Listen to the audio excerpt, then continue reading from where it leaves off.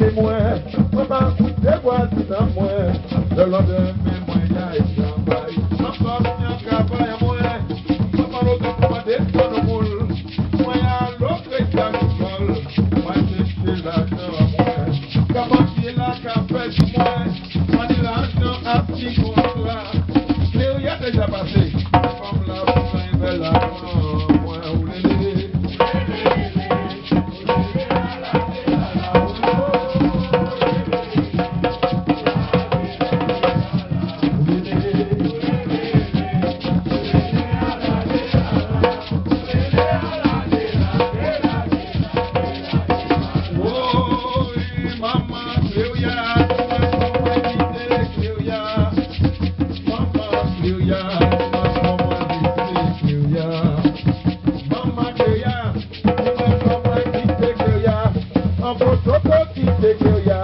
Ici, moi, vite dormir.